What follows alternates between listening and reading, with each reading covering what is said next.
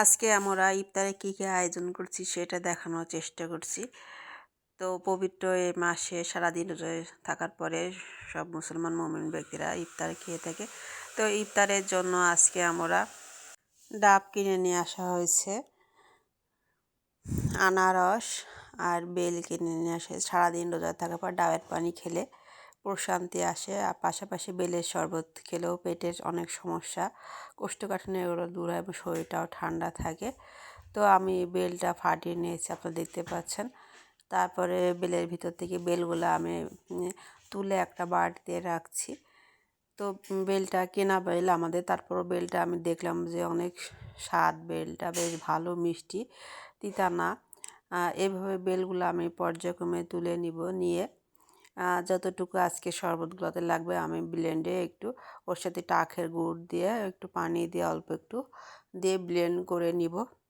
তো ব্লেন্ড করা হয়ে গেলে তারপর শরবত রেডি হয়ে যাবে, বেলের শরবত। পাকা বেল খেতেও এমনিতে ভালো লাগে, বা অনেকে আবার পাকা বেল পুড়িয়ে খান।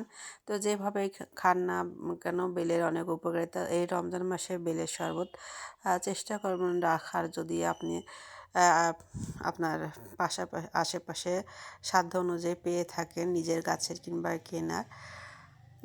তো বেলের গুণাগুণ বলে শেষ করা যাবে না। তো কারা কারা বেলের শরবত খেতে পছন্দ করেন এই রমজানে, আপনার আইটেমে রাখছেন একটা কমেন্ট করে জানাতে পারেন। তো পর্যায়ক্রমে আমি ইফতারে অন্যান্য উপকরণগুলো আস্তে আস্তে সকল রেডি করব। তো আমি বেলের শরবতটা দুপুরের দিকে করে নিলাম, কারণ বিকালে রান্না বান্না থাকে, সবগুলো করতে একসঙ্গে সময় পাওয়া যায় না সেভাবে। তো রোজার মাসে সকালবেলা কোনো কাজ থাকে না, দুপুরের পর থেকে কাজ কাম শুরু হয়, যেহেতু সন্ধ্যার পরে খাওয়া দাওয়ার ব্যবস্থা থাকে। তাই এই যে বেল দেখতে পাচ্ছেন, আমার বেল তোলা হয়ে গেছে। একটা বেলে এই পরিমাণ পাকা বেলের শ্বাস পাওয়া গেছে। তো বেল ছোট বড় হয়ে থাকে, বড় বেলের একটু বেশি পরিমাণে, এটা মাঝারি সাইজের বেল ছিল। তো এই তো বেল তোলা হয়ে গেছে, বেলের খোসা পড়ে আছে, দেখতে সুন্দর লাগছে। বেলের খোসা দিয়েও অনেকে শুকায়ে মালা তৈরি করে। আর আনারসটা আমি কেটে রাখছি, কেটে আমি আনারসটা ফ্রিজে রেখে দিব যতটুকু, যাতে একটু ফ্রিজে রেখে ঠান্ডা হয়। তবে আনারস ফ্রিজে রাখলে একটু ঢেকে রাখার চেষ্টা করি, না হলে অন্যান্য খাবার থাকলে স্মেল চলে যায়, আনারসের গন্ধ চলে যায়। আনারস তখন একটা কেমন একটা সব কিছু ঘ্রাণ লাগে, খাবারগুলো খেতে আর ভালো লাগে না। তো যাই হোক, আনারসটা আমি পর্যায়ক্রমে কেটে নিচ্ছি। তো আনারস অনেকে জুস করে খান, তো জুস হচ্ছে, আমার আনারস এমনিতেই হাত দিয়ে খেতে বেশি ভালো লাগে। তো আমি বটি দিয়ে পর্যায়ক্রমে আনারসগুলা সব কেটে নিচ্ছি। তো সারাদিনে রোজায় থাকার পর শরীরে পানি শূন্যতা হয়ে যায়, সেক্ষেত্রে আনারস পানি ঘাটতি পূরণ করে থাকে। পাশাপাশি অন্যান্য ভিটামিন আমরা আনারস থেকে পেয়ে থাকি। তো এইভাবে আমার আনারসগুলা কাটা প্রায় হয়ে আসছে।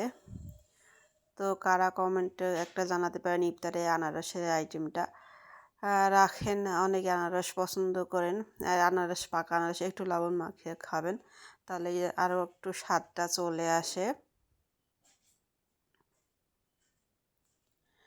তো এই তো আমার আনারস প্রায় কাটা হয়ে গেছে।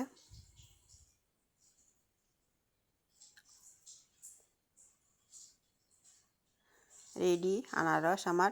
আর এই যে ব্লেন্ডারে বেলের শরবত আমি করে ফেলেছি, দেখতে পাচ্ছেন। এর ভিতরে একটু পানি মিশিয়ে দিব যাতে একটু পাতলা হয়, নাহলে বেশি ঘন হয়ে গেছে।